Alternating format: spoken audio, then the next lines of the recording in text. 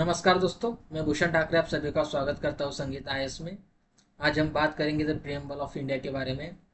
जानेंगे the preamble of India है क्या, इसमें मेंशन कीवर्ड्स को अच्छे से समझेंगे, सुप्रीम कोर्ट की इसके ऊपर आए हुए जजमेंट को देखेंगे, इसके इतिहास को देखेंगे। और पिछले कुछ सालों में अगर आप प्रीलिम के सवालों को देखें तो लगातार इसके ऊपर सवाल पूछे जा रहे हैं। अगर आपने इस एक तरीके से अगर प्रियम्बल को समझ लिया तो एक तरीके से आप मान सकते हैं कि आपने संविधान के बहुत से भागों को समझ लिया है, हमारे देश को अच्छे से समझ लिया है। तो प्रियम्बल का इंपॉर्टेंस काफी ज्यादा है हमारे कॉन्स्टिट्यूशन में। चलिए सबसे पहले देख लेते हैं प्रियम्बल को।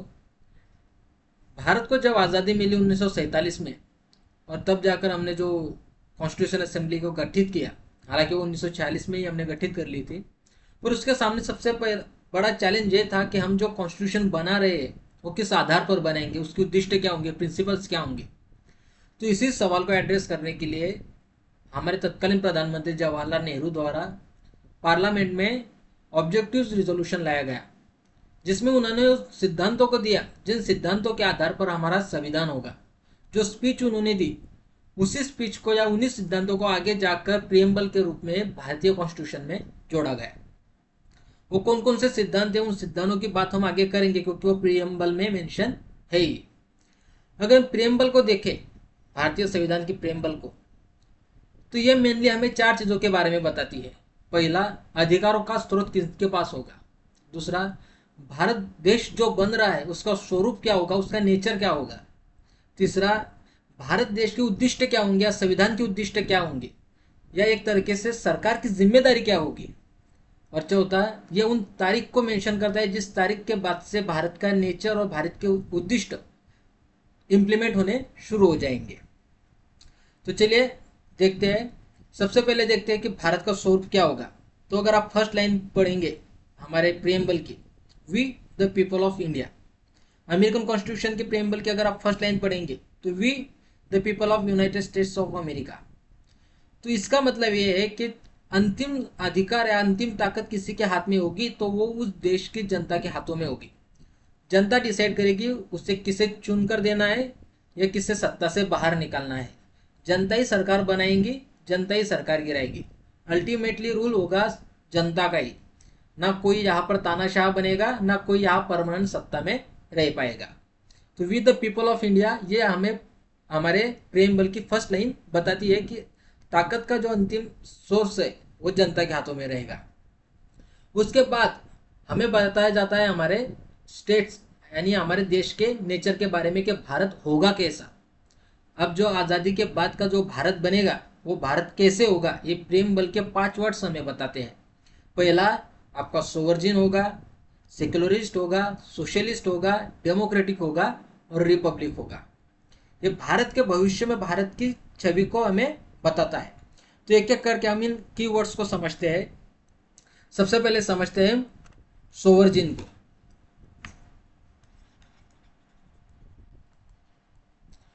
तो सोवर्जिन का मतलब यह है, यानी कि सार्वभौम का मतलब यह होता है कि भारत अब किसी देश की कॉलोनी नहीं है। भारत अब एक आज़ाद देश है और भारत को यह अधिकार है कि वो अपने निर्णय स्वयं से लेगा। भारत किसी दूसरे देश के दबाव में आकर खुद के निर्णय को बदलेगा नहीं।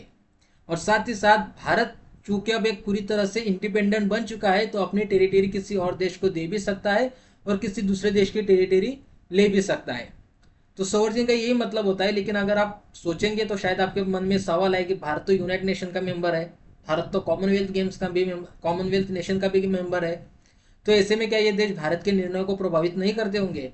तो इसका सीधा सीधा जवाब है बिल्कुल भी नहीं।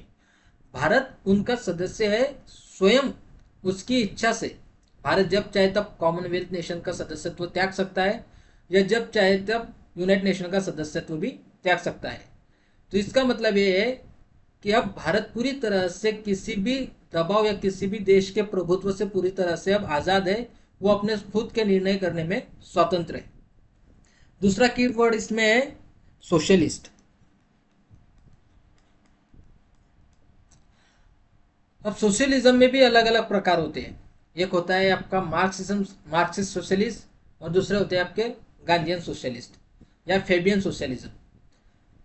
भारत के लोगों में जब आज़ादी की बात करते हैं, जब भारत आज़ाद हुआ था तब भारत में जो इनकम डिस्ट्रीब्यूशन था, जो अमीर और गरीबों के बीच में खाई थी, वो बहुत ही ज़्यादा थी। देश की 80% आबादी के पास ठीक से खाने के लिए भी नहीं था।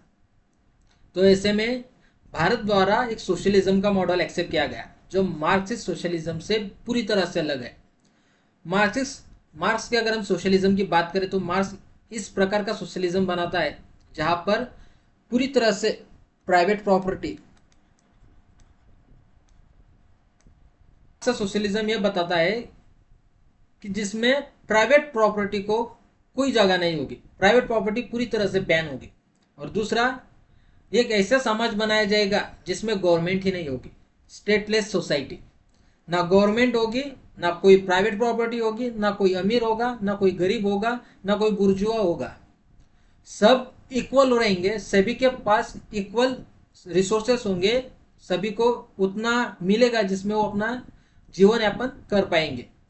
तो एक यूरोपियन सोसाइटी की बात मार्क्स करता है। लेकिन भारतीय सोशलिज्म में अगर हम देखें तो भारतीय सोशलिज्म बेस है गांधीयन प्रिंसिपल और फैबियन प्रिंसिपल के ऊपर, जिसमें हम डेमोक्रेटिक सोशलिज्म को फॉलो करते हैं। डेमोक्रेटिक सोशलिज्म एक इस प्रकार का सोशलिज्म है जहां पर गवर्नमेंट प्राइवेट प्रॉपर्टी को खारिज नहीं करती है, और साथ ही साथ गवर्नमेंट इंटरवीन करती है समाज में जो खाई बनी है अमीर और गरीबों की, उसको बांटने का, उसको कम करने के लिए। तो हम एक मिश्र अर्थव्यवस्था के ऊपर, एक मिक्स इकोनॉमी के ऊपर बेस्ड हमारा सोशलिस्ट मॉडल है, जिसमें गवर्नमेंट इंटरवीन करेगी, इनकम रिसोर्सेस को इस तरह डिस्ट्रीब्यूट किया जाए कि जिससे समाज के निचले वर्गों का फायदा हो। यानी कि ना तो हम प्राइवेट प्रॉपर्टी को कैंसिल करते हैं और ना ही स्टेटलेस सोसाइटी की बात करते हैं।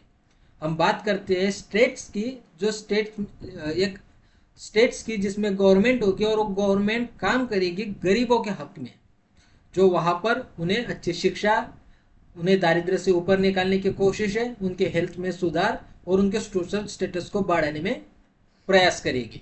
तो इस तरीके का मॉडल हमने एक्सेप्ट किया है, मार्क्सिस्ट सोशलिस्ट से अलग। तीसरा है सेक्युलर। भारत एक सेक्युलर देश होगा। अब यहाँ पर एक बात नोट कर लीजिए कि सेक्युलर शब्द भारत की प्रेम्बल में मेंशन नहीं था। शुरुआती में जब ये प्रेम्बल को ऐड किया गया 26 नवंबर 1949 को जब इसे ऐड किया गया, तब उस समय इस प्रेम्बल में ये शब्द कहीं पर भी मेंशन नहीं था। बाद में जाकर 1976 में 42nd कॉन्स्टिट्यूशन अमेंडमेंट के साथ इस शब्द को ऐड किया गया भारतीय कॉन्स्टिट्यूशन में। तो भारतीय सेक्युलरिज्म किस प्रकार का होगा, जो भारत बनने वाला है अब उसमें सेक्युलरिज्म किस प्रकार का होगा। तो भारत में सेक्युलरिज्म के भी आप दो प्रकार होते हैं। सबसे पहले आप सेक्युलरिज्म देखें तो एक होता है आपका पॉजिटिव और दूसरा होता है आपका नेगेटिव। सेक्युलरिज्म के दो प्रकार। पॉजिटिव सेक्युलरिज्म वो सेक्युलरिज्म होता है जिसमें सरकार किसी एक धर्म को अपने पास नहीं रखती है या फिर किसी एक धर्म को साइड लाइन भी नहीं करती है। पॉजिटिव सेक्युलरिज्म में सरकार सभी धर्मों को साथ लेकर चलती है। हर धर्म में सरकार को इंटरफेयर करने का अधिकार है। अगर उसमें कुछ कुरीतियां है, उसमें वो लॉज लाकर उसमें चेंजेस कर सकती है। ये होता है आपका पॉजिटिव सेक्युलरिज्म, जहां पर सरकार किसी एक धर्म को अपना राष्ट्रीय धर्म घोषित नहीं करेंगी, राजधर्म घोषित नहीं करेगी, और साथ ही साथ सभी धर्मों का उत्थान हो, सभी की रिलीजियस बिलीफ्स का, प्रैक्टिस का संगोपन हो, उनको बढ़ाया जाए, उनको प्रिजर्व किया जाए, उसके लिए कोशिश करेंगे। जबकि होता है नेगेटिव सेक्युलरिज्म, जिसमें राज्य धर्म से पूरी तरह अलग होगा। राज्य धर्म के बीच हस्तक्षेप पूरी बिल्कुल करेगा ही नहीं। जैसा नेगेटिव सेक्युलरिज्म आपको फ्रांस में देखने को मिलेगा, नेगेटिव सेक्युलरिज्म आपको यूएसए में देखने को मिलेगा। आपको पता होगा जब 9/11 का अटैक हुआ था तो वो बिल्डिंग जहाँ पर प्लेन्स टकराए थे, वर्ल्ड टावर के ऊपर, उसके नीचे एक मॉस्क थी, यानी कि एक मस्जिद थी।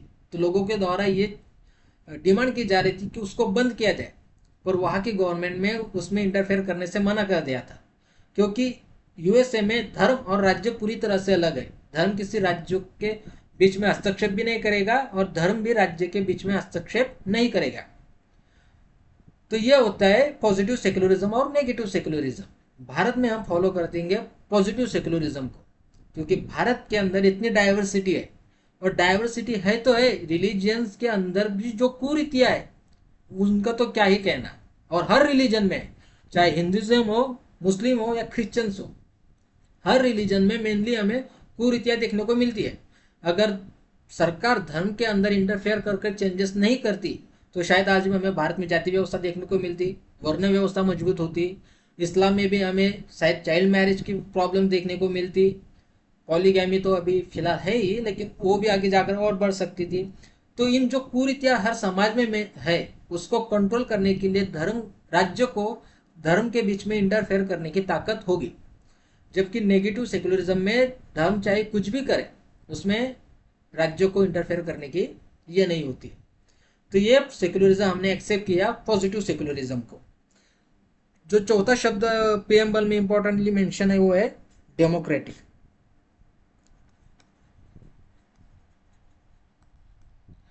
यानी कि रेगुलर बेसिस पर भारत में चुनाव किए जाएंगे और जनता द्वारा चुने लोग ही उनके ऊपर शासन करेंगे।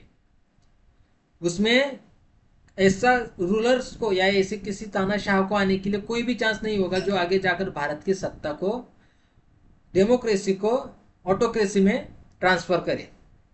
तो ये हमारी एक डेमोक्रेटिक व्यवस्था होगी, वो भी होगी पॉलिटिकल डेमोक्रेसी, जिसमें सभी को चुनाव लड़ने का अधिकार होगा, वोट डालने का अधिकार होगा।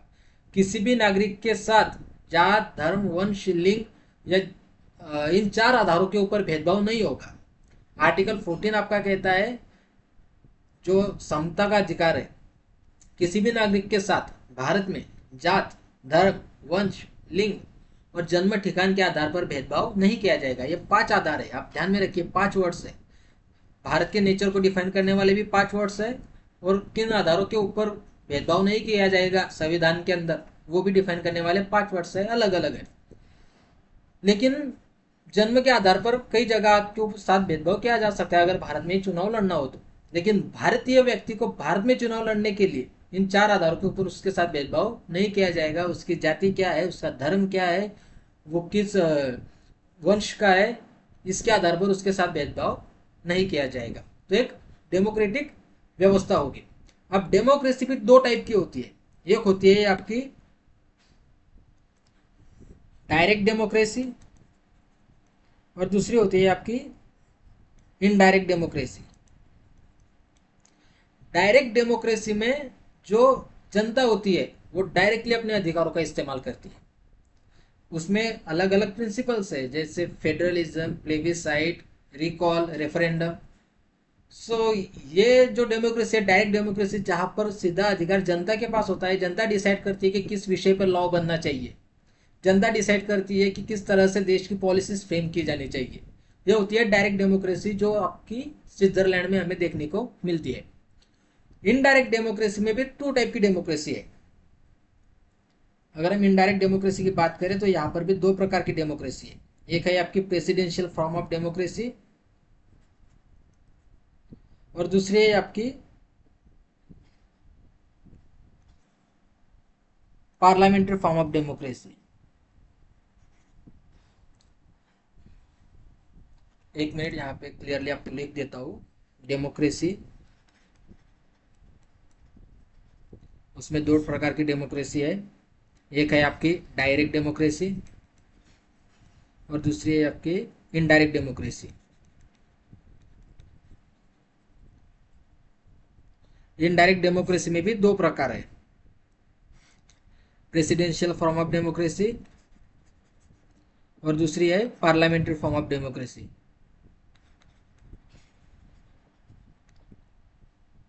तो भारत में हमने जिस डेमोक्रेसी को एक्सेप्ट किया है वो है हमारी पार्लियामेंट्री डेमोक्रेसी, सांसदीय लोकतंत्र।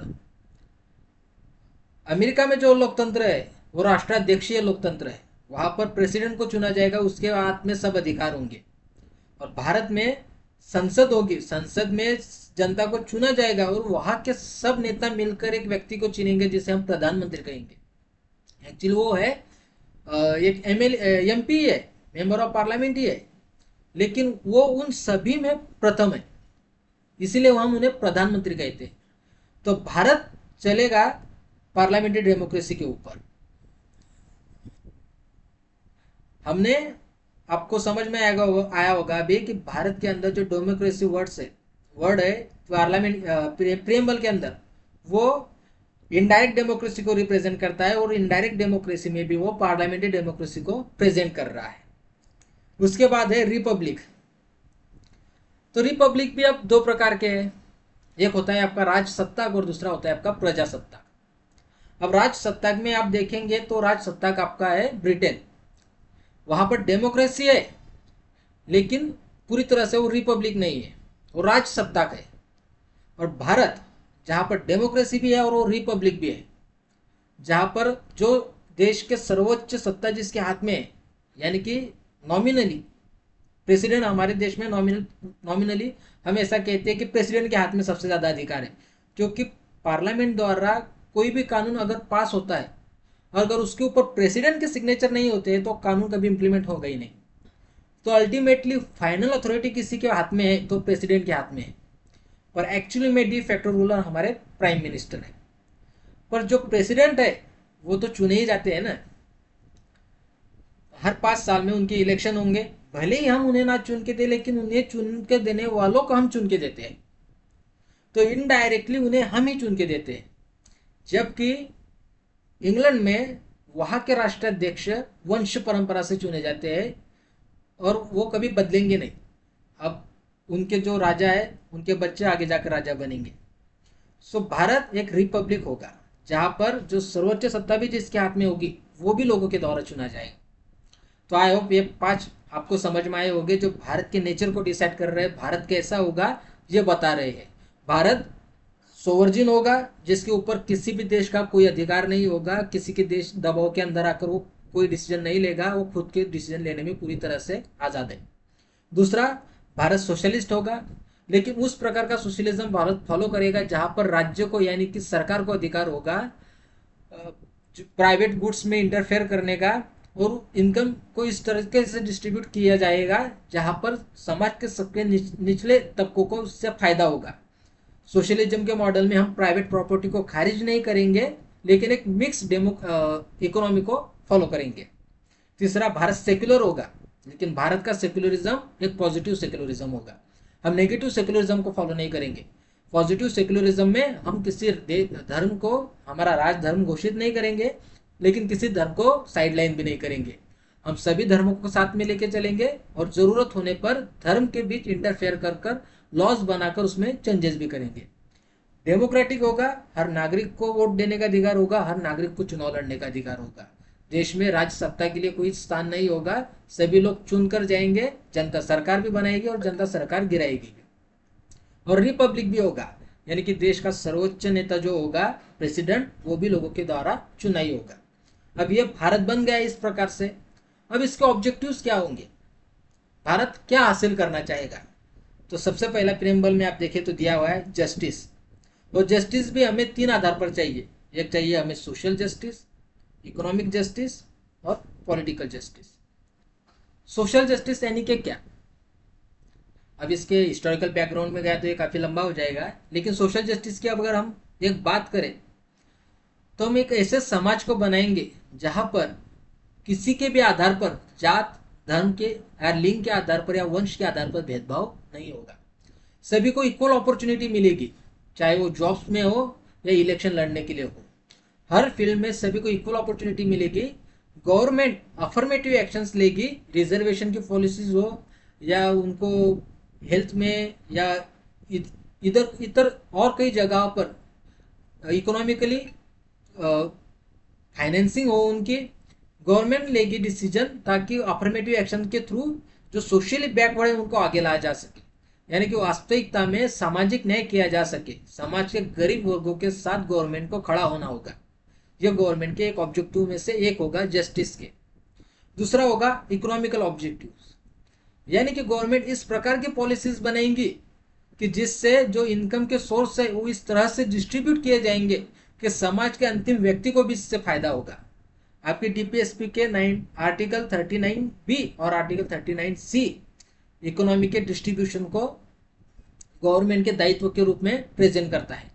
आपको डीपीएसपी पता होंगे, डीपीएसपी में इनडायरेक्टली सभी मेंशन है जो गवर्नमेंट के क्या कर्तव्य रहेंगे वो बताते हैं।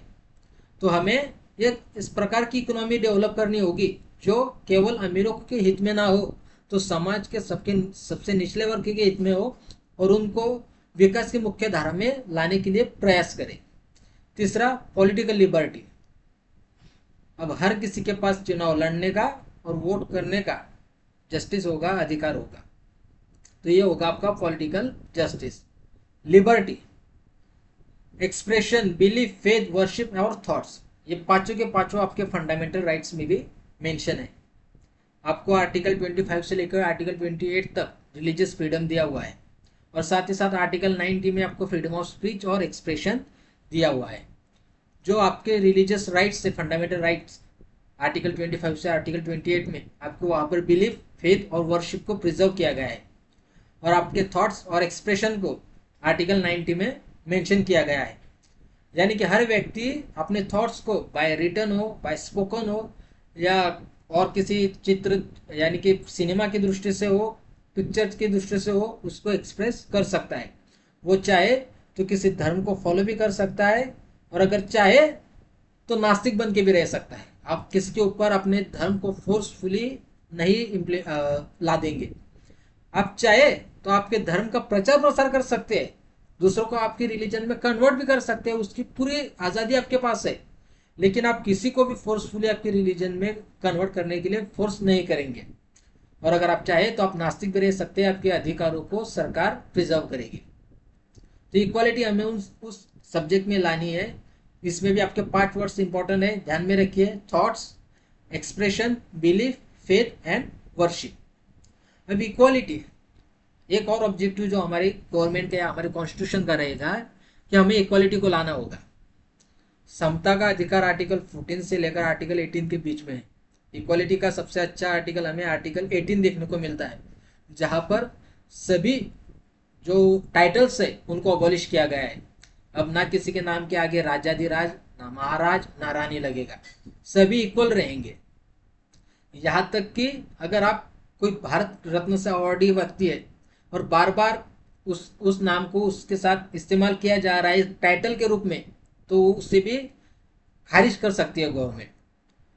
तो मतलब किसी भी नाम के, किसी भी व्यक्ति के नाम के सामने ऐसा कोई विशेष टाइटल नहीं लगाया जाए जो उसे इतरों से अलग प्रेजेंट करेगा, सभी इक्वल है। आर्टिकल 17 जहाँ पर हम छुआछूत को निकाल रहे हैं, उसे खारिज कर रहे हैं। आर्टिकल 16, आर्टिकल 15 और आर्टिकल 14 भी आपकी इक्वालिटी के ऊपर बात करते हैं।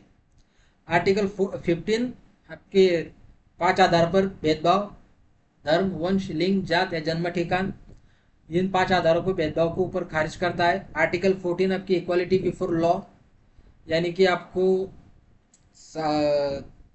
कानून के समान अधिकार, समान संरक्षण की बात करता है। और आर्टिकल 16 आपको नौकरियों में समानता के अधिकार के ऊपर बात करता है। तो इक्वालिटी रहेगी आपकी स्टेटस एंड अपॉर्चुनिटी, जो सभी को इक्वली देंगे आर्टिकल 16।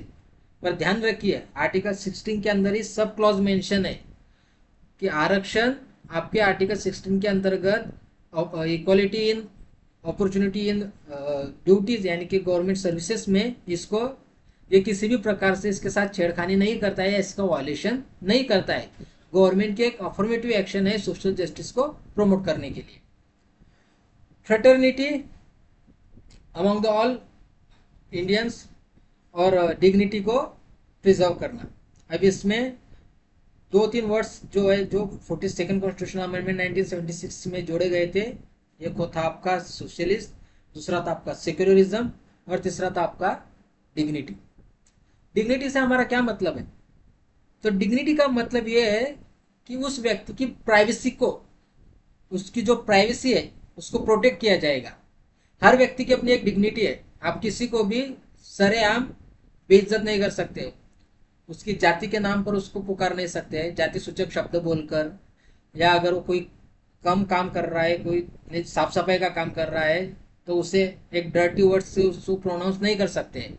हर व्यक्ति की अपनी डिग्निटी होगी, हमें हर एक का सम्मान करना होगा, किसी को भी हमसे कम नहीं समझना है और हर व्यक्ति की प्राइवेसी को भी मेंटेन करना है। तो ये डिग्निटी है। और फ्रेटर्निटी बंधु भाव को हम किस प्रकार से बढ़ाएंगे? सरकार के ऑब्जेक्टिव में से एक रहेगा कि हम क्षेत्रवाद को कम करें, भारत में जो क्षेत्रवाद बढ़ रहा है उसको कम करें, जो सांप्रदायिकता बढ़ रही है उसको कम करें, देश में सभी के कल्चर को प्रेजेंट करें। जो कल्चर्स को लेकर भेदभाव बन रहा है, किसी को लग रहा है कि हमारे कल्चर को डोमिनेट किया जा रहा है या उसको नष्ट करने का प्रयास किया जा रहा है, तो गवर्नमेंट ये जो प्रयास हो रहे हैं उसको कंट्रोल करने का प्रयास करेगी। तो ये रहेंगे हमारे ऑब्जेक्टिव्स जो सरकार हासिल करने की प्रयास करेगी। अभी इन शॉर्ट सरकार के ऑब्जेक्टिव्स क्या रहेंगे? तो सरकार समाज में जस्टिस लाएगी। जस्टिस लाएगी तीन आधार पर: सोशल जस्टिस, समानता, जातिवाद को खत्म करने का प्रयास करेगी; इकोनॉमिकल जस्टिस, इनकम रिसोर्सेस को गरीबों में बांटेगी; और पॉलिटिकल जस्टिस, सभी को वोटिंग्स और चुनाव लड़ने का अधिकार देगी। सरकार लिबर्टी लाने की कोशिश करेगी। अब लिबर्टी किस प्रकार से लाएगी? तो लिबर्टी होगी आपकी थॉट्स और एक्सप्रेशन में, आपको अपने बात रखने का पूरी तरह से आज़ादी होगी, आपके फ्रीडम ऑफ स्पीच के ऊपर कोई कंट्रोल नहीं होगा। दूसरा, आपको आपके पसंदीदा रिलीजन को, आपके कल्चर को, आपके बिलीफ्स को, आपके फेथ को फॉलो करने की पूरी आज़ादी होगी, आपको लिबर्टी दी जाएगी। इक्वालिटी, इक्वालिटी आपको हर प्रकार में अपॉर्चुनिटी दी जाएगी। सिर्फ ये नहीं होगा कि सरकार के पसंदीदा लोगों को ही सरकार चाहेगी उस डिपार्टमेंट में बैठा देगी, हर एक को अपॉर्चुनिटी दी जाएगी। और फ्रेटर्निटी, बंधुभाव को बढ़ाया जाएगा, इस प्रकार से बढ़ाया जाएगा कि हर व्यक्ति की डिग्निटी को हम प्रिजर्व करेंगे। तो इन शॉर्ट हमने क्या क्या देखा? पहले हमने देखा कि देश में अधिकारों का स्रोत किसके पास होगा? जनता के पास होगा। बाद में हमने देखा कि अब जो देश बनने जा रहा है, जो अभी अभी आज़ाद हुआ है, ये किस प्रकार से बनेगा? तो ये देश बनेगा एक सोशलिस्ट, सेक्युलर, डेमोक्रेटिक रिपब्लिक जो सोवर्जिन होगा। तीसरा, अब जो देश बन चुका है, अब इस देश में जो संविधान होगा या जो सरकार होगी उसके उद्देश्य क्या होंगे? उनके उद्देश्य होंगे न्याय, स्वातंत्र, समता और बंधुता। इसमें जो जस्टिस के प्रिंसिपल है, सोशल, इकोनॉमिक और पॉलिटिकल, ये हमने लिए है रशियन रिवॉल्यूशन से।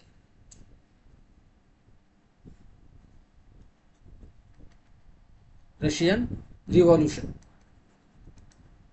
1970। सोशल, इकोनॉमिक और पॉलिटिकल जस्टिस के प्रिंसिपल ये है रशियन रिवॉल्यूशन से।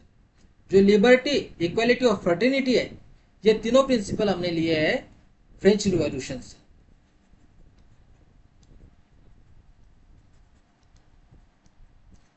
अब ये हो गया, अधिकार का स्रोत पता चल गया, देश का नेचर क्या होगा वो पता चल गया, उसमें सरकार या संविधान के क्या उद्देश्य होंगे वो पता चल गए। अब ये किस टाइम से लागू हो गए, कब से इम्प्लीमेंट होने शुरू हो जाएंगे? तो ये मिलता है हमें आखिरी पैराग्राफ में, जहां पर हम ये कह रहे हैं कि इन सभी प्रिंसिपल्स को कोई तीसरा पक्ष हमें नहीं दे रहा है, हम खुद इन्हें एक्सेप्ट कर रहे हैं 26 नवंबर 1949 को, जबकि हमारा संविधान लागू हुआ था 26 जनवरी 1950 को। हालांकि कॉन्स्टिट्यूशन के कुछ प्रोविजंस जो थे वो 26 नवंबर को ही इंप्लीमेंट हो गए थे, जैसे सिटीजनशिप और स्टेट गवर्नमेंट से रिलेटेड बहुत से एक्ट्स थे। तो आई होप यह था आज का हमारा लेक्चर, आपको प्रियम्बल समझ में आया होगा। हमने प्रियम्बल के सभी इंपॉर्टेंट कीवर्ड्स को अच्छे से समझा, उसके ऑब्जेक्टिव्स को समझा, और जितना हो सके उतना बेटरली उसको एनालिसिस करने का प्रयास किया। हम आगे के लेक्चर्स में भी इसके ऊपर बात करेंगे और जितना अच्छे से हो सके उन टॉपिक्स को आगे भी एक्सप्लेन करते रहेंगे। अगर आपको ये लेक्चर पसंद आया होगा तो आप चैनल को लाइक, शेयर और सब्सक्राइब कीजिए। Thank you.